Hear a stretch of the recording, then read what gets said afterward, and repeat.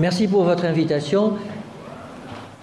Vous savez, vous ne vous en rendez peut-être pas compte, mais pour nous, c'est bien plus important d'être ici avec vous pour échanger que dans un colloque habituel, parce que vous représentez la psychiatrie à une époque où nous, on ne sera plus actifs. Et donc, c'est une responsabilité énorme que l'on a à échanger avec vous. D'autant plus que, et ça a à voir avec l'intitulé de cette présentation, il y a en médecine en ce moment, et en psychiatrie en particulier, et en pédopsychiatrie en particulier au Carré, une tension entre le monde de la clinique et le monde de la science. D'ailleurs, j'ai été frappé en entendant les deux exposés ce matin. Vous êtes interne, donc vous avez été étudiant en médecine, donc vous avez une formation scientifique hyper solide.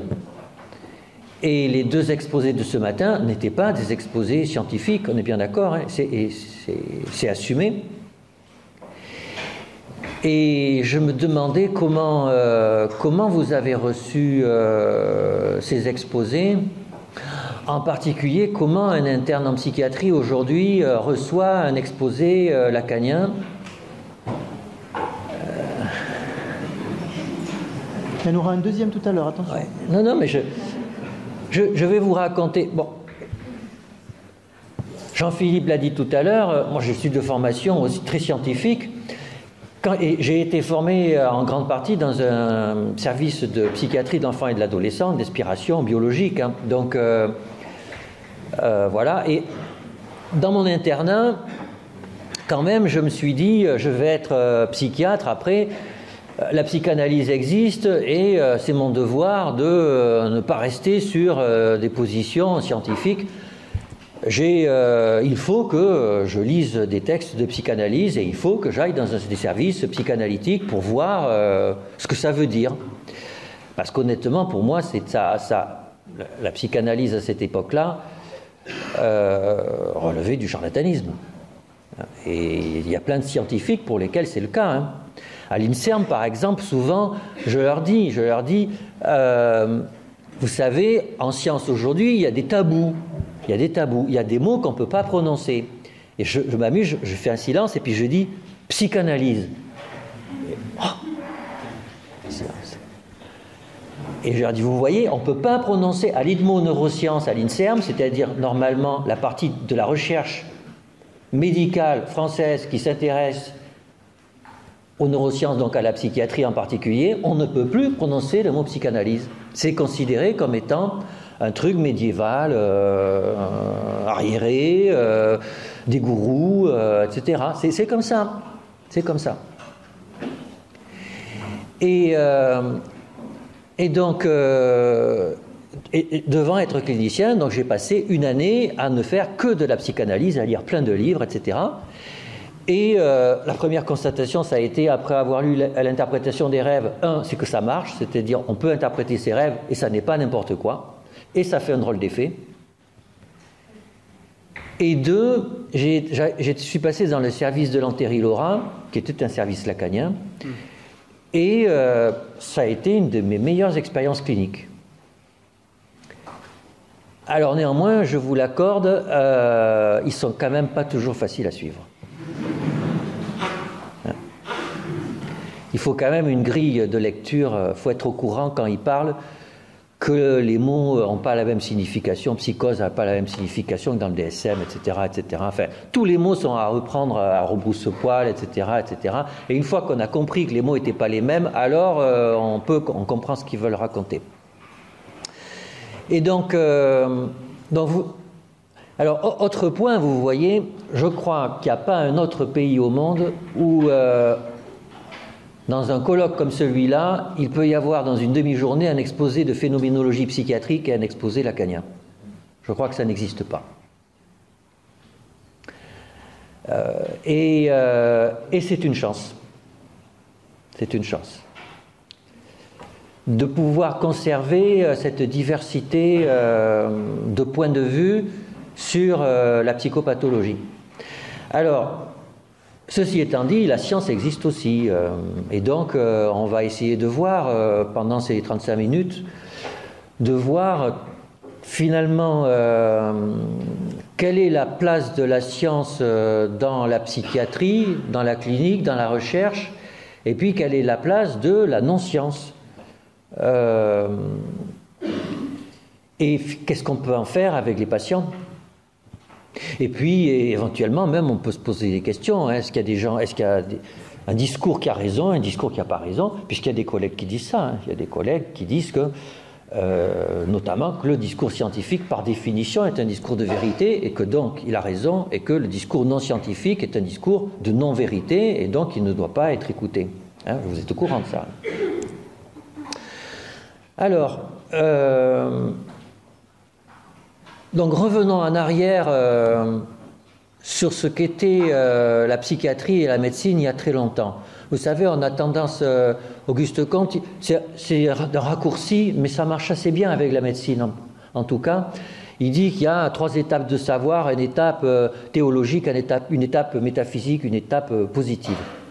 Et donc il y a eu, il y a très longtemps, il y avait, d'ailleurs c'est encore le cas dans des pays sur le globe, une médecine théologique, c'est-à-dire chamanique.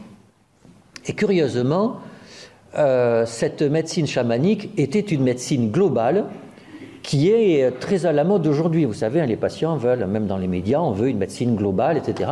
Et la médecine chamanique est une médecine globale, c'est-à-dire qu'il y a tout dedans. Il y a votre corps, il y a d'ailleurs même les notions de corps et tout ça n'est pas très au point, mais en tout cas il y a le cosmos, il y a la spiritualité, il y a vous, il y a votre famille, il y a votre souffrance. Tout ça est mélangé dans un cadre conceptuel, globalisant et assez dysfonctionnel, c'est-à-dire que globalement la médecine chamanique, ça peut marcher, mais ça ne marche pas trop.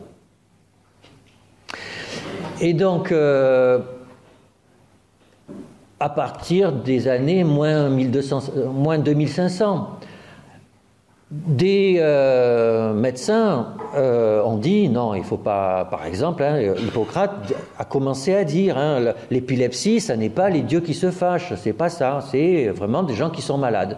Donc vous voyez, il y a une rupture, il y a une première rupture alors on va revenir sur le mot tout à l'heure, mais c'est un mot à utiliser avec prudence, de rationalisation médicale.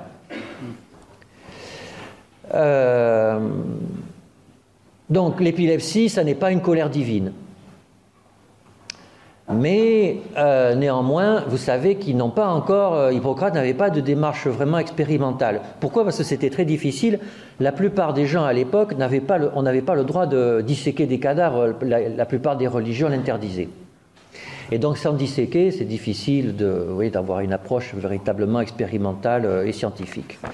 Néanmoins, ça a été un immense médecin, et je vous engage d'ailleurs à le lire. C'est traduit en français et c'est accessible gratuitement sur Internet. On peut lire tout le corpus hippocratique, qui d'ailleurs vraisemblablement a été écrit par plusieurs médecins. Hippocrate est plutôt un personnage conceptuel. Il a dû exister, mais c'est une collection de médecins qu'il y a eu à cette époque. Et donc c'est très agréable à lire parce que ce sont des paragraphes, ce sont des vignettes cliniques, des condensés de vignettes cliniques, où il décrit des cas et il propose des traitements. Et vous avez comme ça plein de paragraphes sur plein de troubles. Et comme vous êtes médecin, c'est vraiment fascinant de voir les pneumonies, enfin toutes les maladies, sauf qu'ils les décrivent naturellement pas du tout avec nos mots. Et puis les traitements sont naturellement à la hauteur de ce qu'on faisait à l'époque. Mais je vais vous lire, alors c'est jamais très agréable, mais là ça vaut vraiment le coup, je trouve. Pour moi, ce qui est la première description de la dépression. Alors on a vu ce matin, déjà on a parlé beaucoup de dépression. C'est le chapitre, enfin le paragraphe mélancolie d'Hippocrate, dans son volume Des maladies, le livre 2, paragraphe 72. Et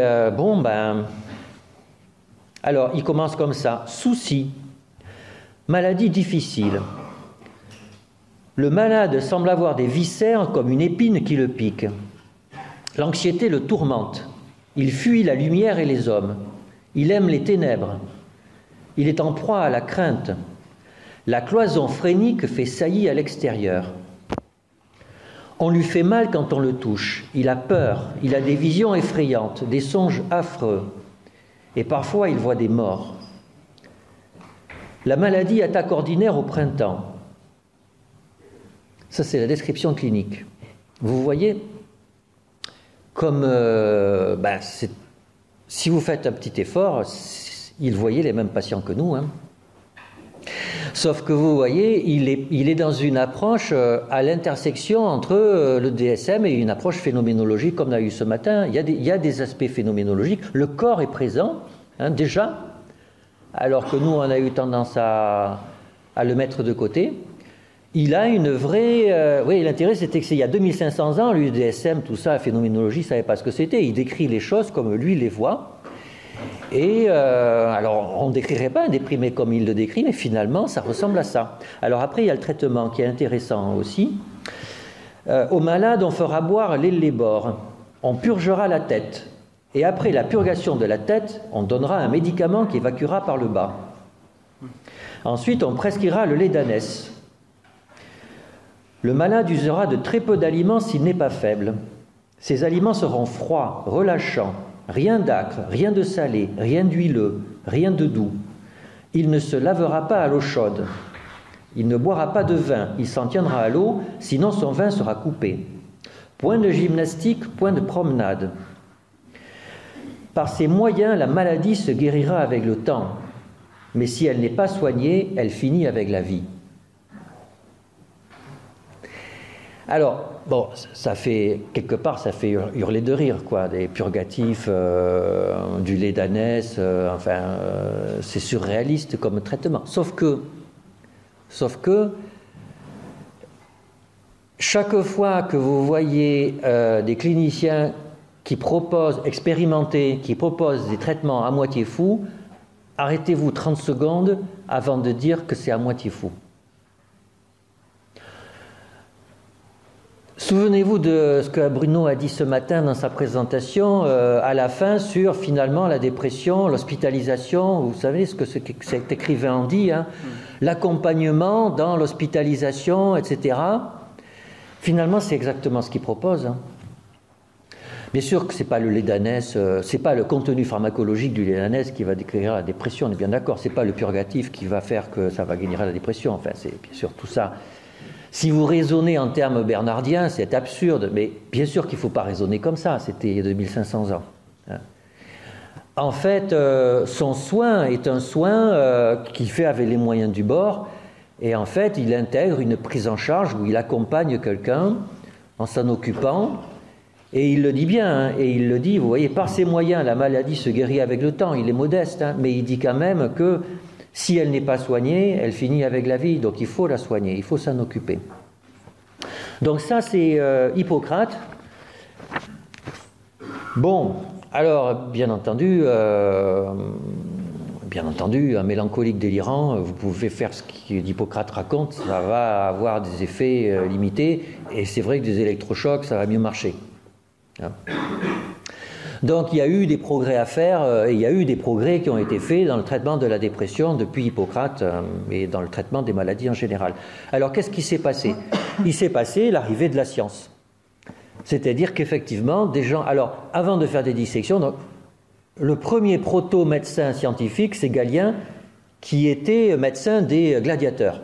Et c'est comme ça qu'il a fait des études quasi expérimentales.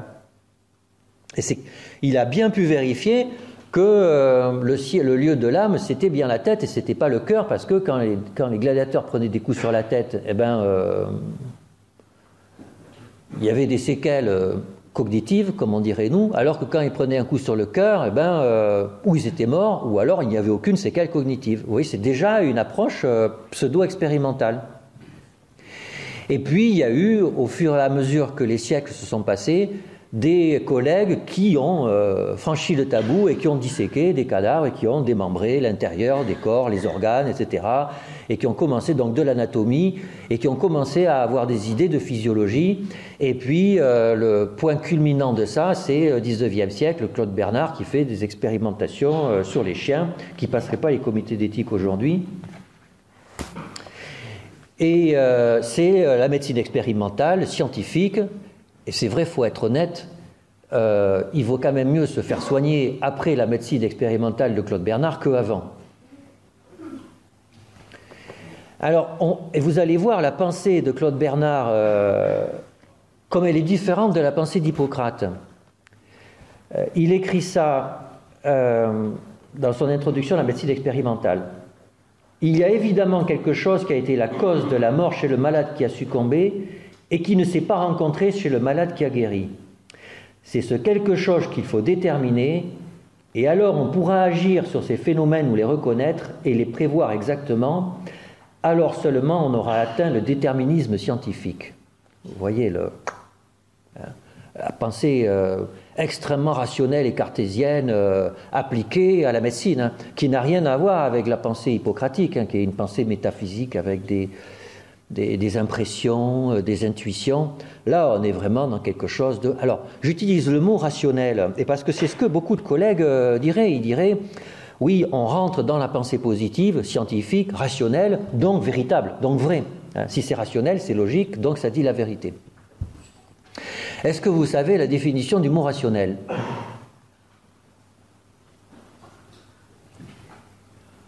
En fait, c'est compliqué. Non, c'est intéressant parce que c'est compliqué. Pendant longtemps, on a dit rationnel, c'est ce qui a obéi à la logique, c'est-à-dire principe d'identité, principe de non-contradiction, c'est-à-dire A est égal à A, et on ne peut pas avoir A et non A en même temps. Et en fait, dans les deux exposés de ce matin, on vous a bien dit qu'on pouvait avoir A et non A en même temps, dans la vie de tous les jours, et en psychiatrie en particulier. Vous savez, si vous voyez un ami d'enfance, vous pouvez dire de façon complètement banale, qu'est-ce qu'il a changé, mais il est toujours le même. Et ça pose de problème à personne. Et puis, principe de non-contradiction, si vous pouvez, l'ambivalence, vous pouvez aimer quelqu'un profondément et le détester en même temps profondément, c'est une observation clinique quotidienne. Et pas que clinique. Donc, si la rationalité est incompatible avec l'humanité, alors ça pose quand même problème. Donc les philosophes s'en sont vite rendus compte, ils ont essayé de trouver d'autres définitions, et la définition moderne de la rationalité qu'on trouve dans la Stanford Encyclopedia of Philosophy, c'est quelqu'un qui est capable de mettre en œuvre ce qu'il faut pour arriver à ses fins. Donc vous voyez, c'est pas... Alors on peut dire que la médecine de Claude Bernard est rationnelle au sens où elle a pu mettre en œuvre des choses pour arriver à ses fins, c'est-à-dire à soigner les gens. Je suis d'accord. En ce sens-là, il y a une rationalité derrière la pensée bernardienne, mais ce n'est pas une rationalité au sens de la vérité. C'est pas ça. Alors, toujours est-il que la médecine issue de la pensée bernardienne a été un succès. Un succès planétaire, puisque aujourd'hui, même les grands autres courants de pensée médicale, comme la médecine chinoise, quand vous allez vous faire soigner à l'hôpital de Pékin, vous savez, à côté, vous avez la médecine chinoise et puis vous avez la médecine occidentale. Et quand vous avez un cancer du pancréas, vous allez côté médecine occidentale. Si vous avez un œdème aigu du poumon, vous allez côté médecine, etc. Dans tous les pays du monde, quand on a un OAP et qu'on veut en survivre, on va avoir les gens qui donnent des diurétiques, etc., parce que c'est ça qui marche. Voilà, donc c'est un succès, et alors c'est un succès, ça a été tellement un succès que ça a façonné notre médecine. Ça l'a façonné tellement que dans cette faculté de médecine, ici, il y a des cardiologues, des endocrinologues, des gastro-entérologues, des pneumologues. Vous voyez, on a une médecine d'organes, ce qui correspond bien alors que ça n'a absolument aucune, et d'ailleurs que notre spécialité est en dehors des organes. Mais vous voyez à quel point la pensée physiologique imprime la médecine, puisque toutes les spécialités sont des spécialités issues de la physiologie. Et puis regardez les études de médecine que vous avez eues.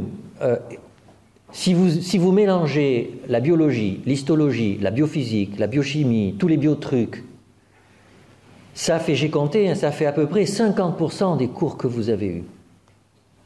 50% des cours.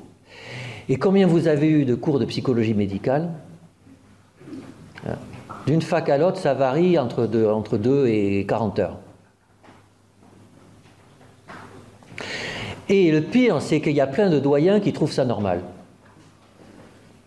Il y a plein de doyens et plein de collègues qui pensent qu'il est normal que les cours de médecine soient des cours de biologie. Vous voyez, c'est la pensée bernardienne qui imprime. Alors que regardez vraiment le métier d'un médecin généraliste, d'un psychiatre aussi. Est-ce on pourrait complètement imaginer former un médecin généraliste, c'est-à-dire un médecin de soins primaires, les psychiatres font partie des soins primaires, un psychiatre ou un médecin généraliste sans aucun cours de biologie, ou entre 2 et 40 heures. On pourrait complètement inverser et faire 50% de cours de psychologie, parce qu'en fait, nos soins sont des soins statistiques et de relations médecin-malade. Il n'y a pas besoin vraiment de connaître la sérotonine, la régulation glycémique du pancréas, etc. Il suffit de savoir que quand vous avez trop de sucre dans le sang, c'est pas bon et qu'il faut le faire baisser. Vous voyez, comment il faut le faire baisser? Il faut faire du sport aux gens.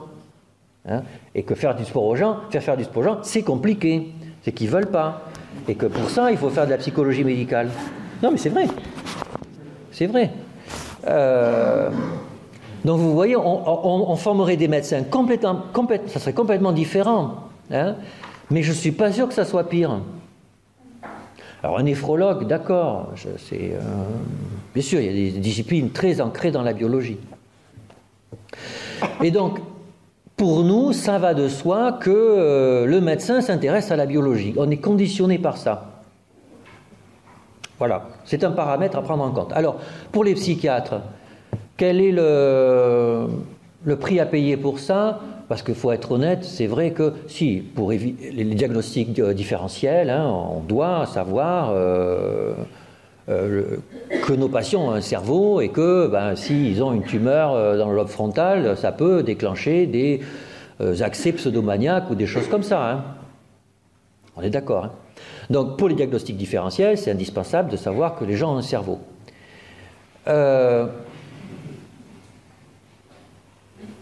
Bon, en dehors de ça, un jour peut-être qu'on se servra de l'IRM fonctionnel, de l'IRM pour prévoir les réponses au traitement, etc.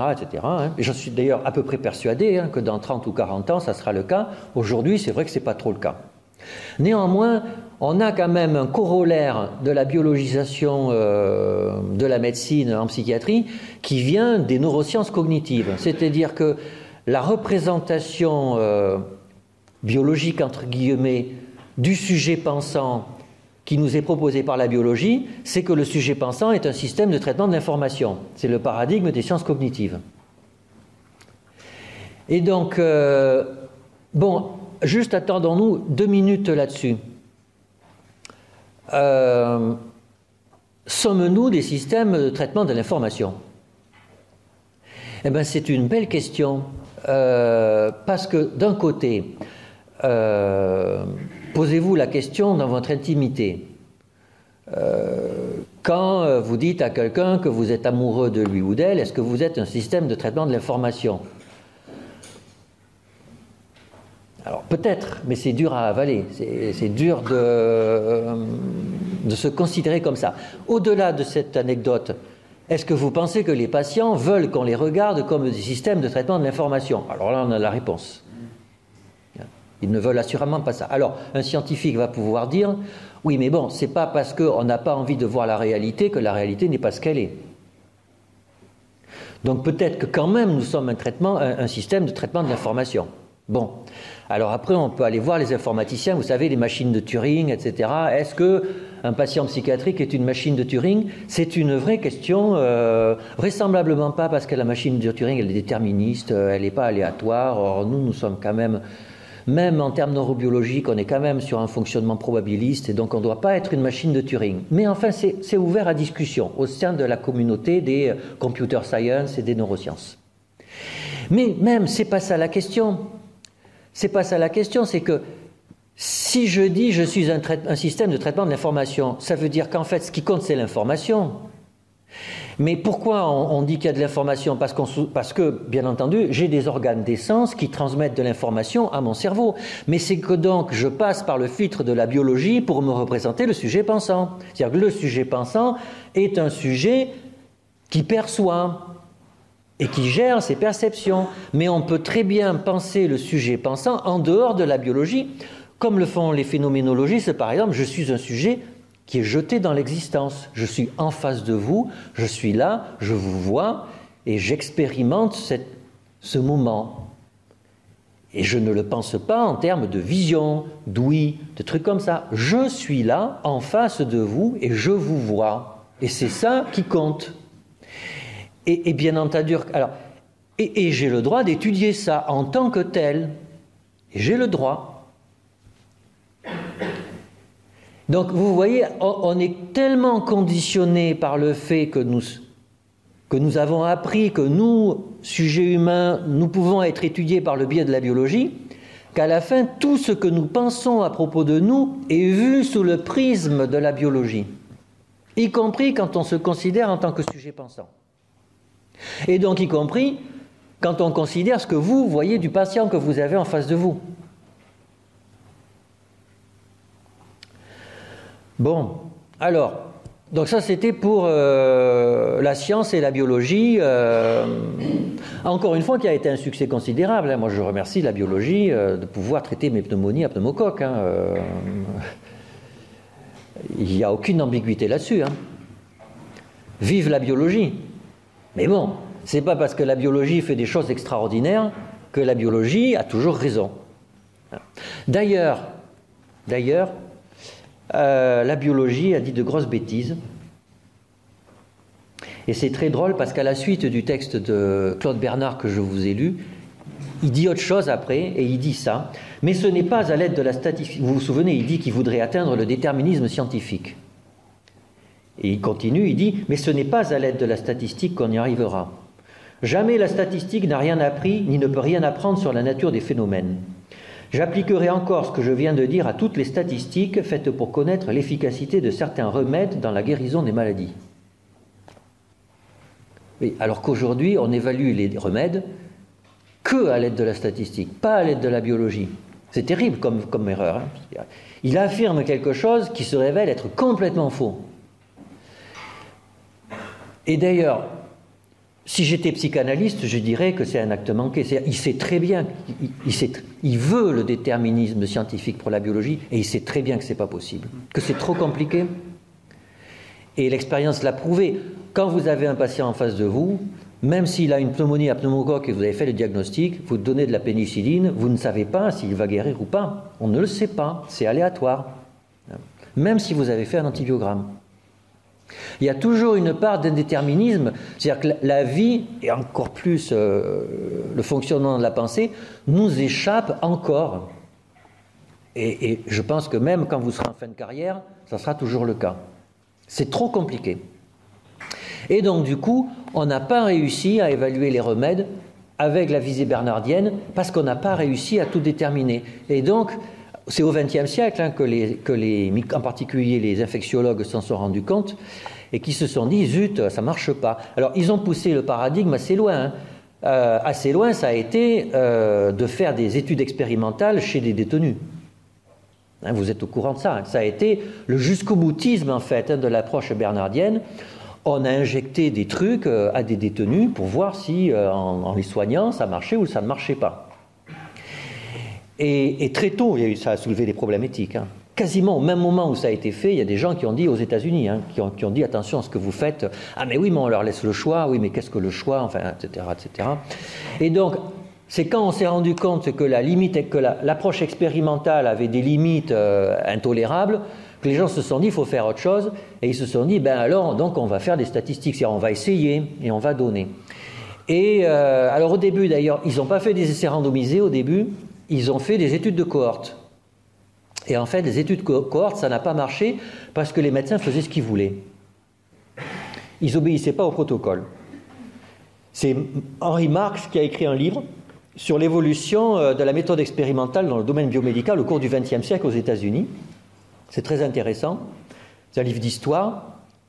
Il dit très bien qu'il y a de très belles études de cohorte. C'était sur les antibiotiques, en particulier commandées par l'armée américaine aux alentours de la Seconde Guerre mondiale. Donc ça n'a pas marché, les cohortes.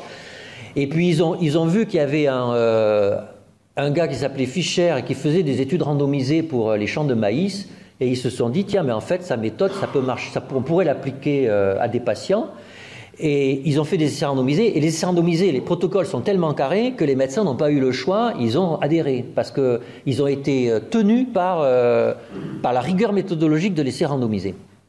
Mais quand vous rentrez, donc l'essai randomisé a eu un succès considérable, comme vous le savez. Mais quand vous regardez vraiment de plus près la logique de ces essais randomisés, vous vous rendez compte qu'il y a encore les stigmates bernardiens. C'est que, et notamment au travers de l'utilisation du placebo. Normalement, si vous voulez tester l'efficacité d'un remède, vous allez comparer le remède, certes avec un essai randomisé, mais versus le soin habituel qu'on fait d'habitude avec le patient. C'est le plus logique. Hein. Non, on la compare à un placebo. Alors que cliniquement, c'est idiot. Si le placebo marche, tant mieux. Vous voyez, si les gens guérissent avec un placebo, c'est très bien. Pourquoi se comparer à... Pourquoi vouloir à tout prix être supérieur à un placebo? Parce que quand même, je veux montrer que ça marche vraiment sur les organes et que le placebo, ça ne marche pas vraiment que sur un organe, c'est un truc diffus, on ne sait pas trop comment ça marche, etc., etc. Vous voyez? Il y a ce reliquat de la pensée biologique, d'ailleurs l'essai randomisé contrôlé versus placebo. Et puis, il y a aussi quelque chose qu'il faut être honnête, reconnaître, c'est que depuis toujours en médecine, il y a du charlatanisme. Et que les patients ont énormément souffert de médecine charlatane. Et que, comparé versus placebo, ça permet d'affirmer que ça n'est pas rien, en tout cas que ça n'est pas que du charlatanisme, qu'un truc où on fait un tour de passe-passe et puis les gens vont bien à cause du tour de passe-passe. Donc en fait, ce qui a vraiment suscité... Oui, l'intérêt méthodologique et scientifique de l'essai randomisé contrôlé versus placebo n'est pas le fait qu'il permette de montrer que les soins sont efficaces, c'est le fait qu'il permet de montrer que les soins ne relèvent pas de charlatanisme. Donc ça a été le bon point de l'essai randomisé versus placebo, qui est très bien.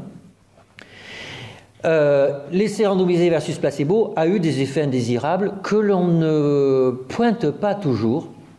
C'est qu'en fait, l'essai randomisé n'obéit pas du tout à la logique déterministe bernardienne. Claude Bernard voulait des lois universelles qui puissent expliquer comment tous les patients fonctionnent, comme les physiciens. Alors que la statistique prouve des choses sur des patients moyens. Or, les patients moyens n'existent pas. Donc vous voyez, c'est l'opposé de la pensée bernardienne. Au lieu d'avoir des lois qui marchent toujours, on a des lois qui marchent, mais sur des sujets abstraits qui n'existent pas. Donc il y a une vraie différence entre l'EBM, qui vient des essais randomisés, et la pensée biologique. Et c'est ce qui explique que dans les laboratoires de recherche, à l'INSERM, ils ne peuvent pas se saquer. Vous avez les chercheurs en biologie, les chercheurs en santé publique, et il y a une cloison étanche. Ils se méprisent royalement les uns et les autres. Alors, au-delà de cette histoire du patient moyen,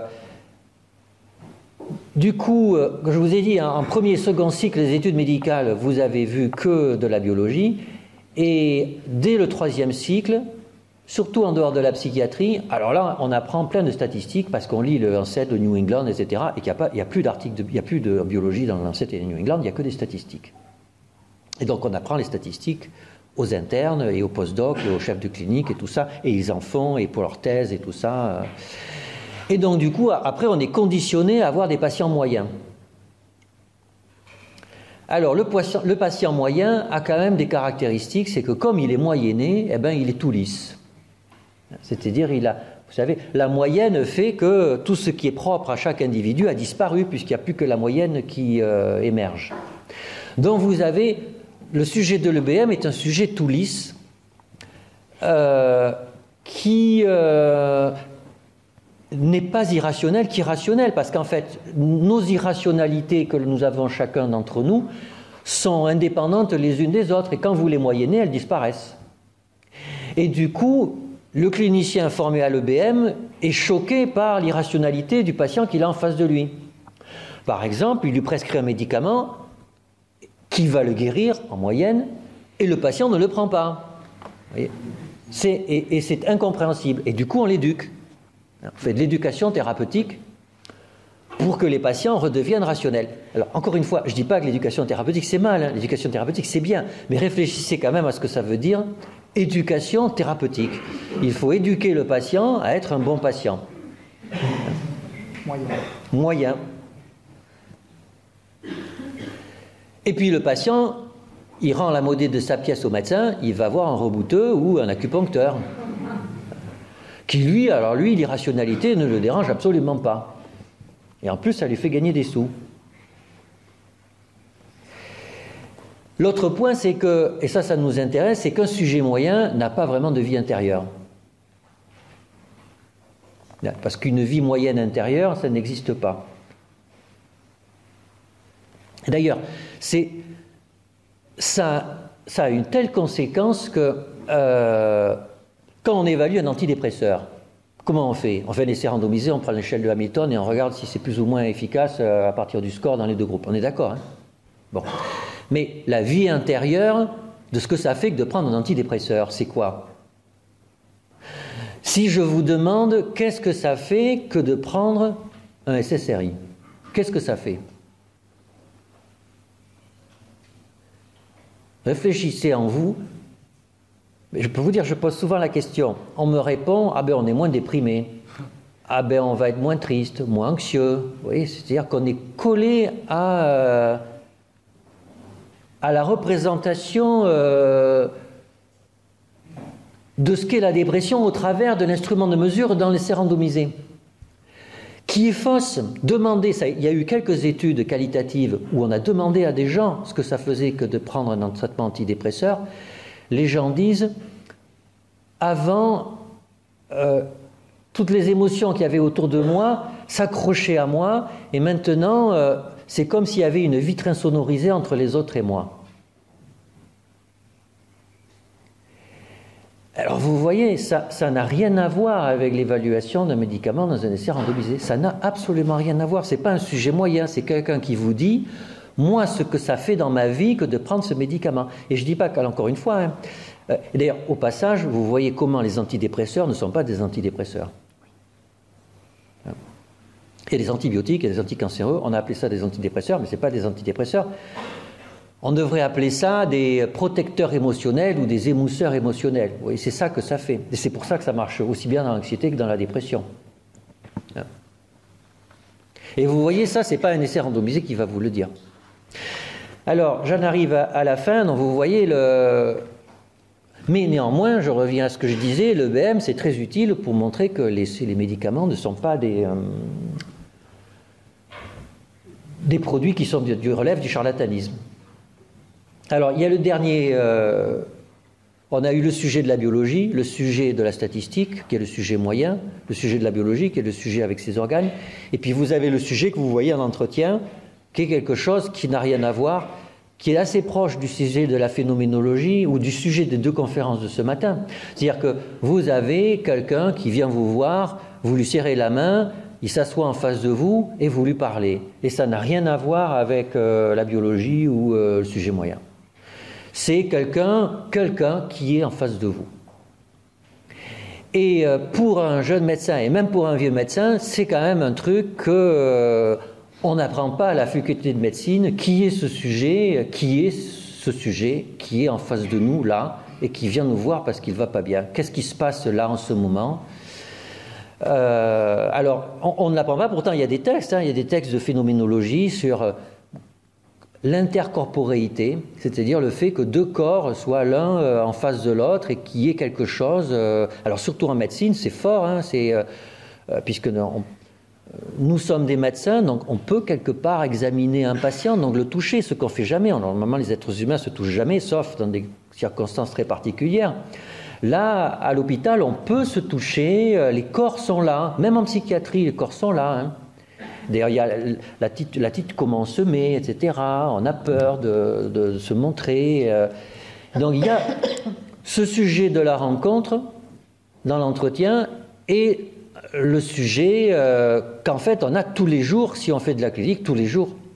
Et c'est terrible pour un clinicien de réaliser que les sujets qu'il a appris à la faculté ne sont pas ceux qu'il voit en face. Et du coup, il y a des collègues qui envoient tout balader et qui disent « tout ce qu'on m'a appris, ça valait rien ». Tout ce qu'on m'a appris, ça valait rien parce qu'en fait, je ne suis pas en face de la personne, je suis en train de vivre quelque chose qui ne correspond pas à ce qu'on m'a appris. Eh bien, c'est bête de tout balancer. Voilà. Alors, j'en arrive à la conclusion que aujourd'hui, en médecine, il n'y a pas de théorie. Vous savez, les physiciens, ils cherchent des théories de grande unification où on pourrait avoir des théories de tout. Et ils ne sont pas loin d'y arriver. Hein. Mais bon, même eux, ils ne sont pas arrivés. Alors nous, en médecine, on n'a pas une théorie qui décrit ce que c'est qu'un patient. Et il faut l'accepter. C'est-à-dire que les biologistes ne peuvent pas dire qu'avec la biologie, on peut décrire ce qu'est un sujet souffrant. Ça n'est pas vrai. Ça n'est pas vrai.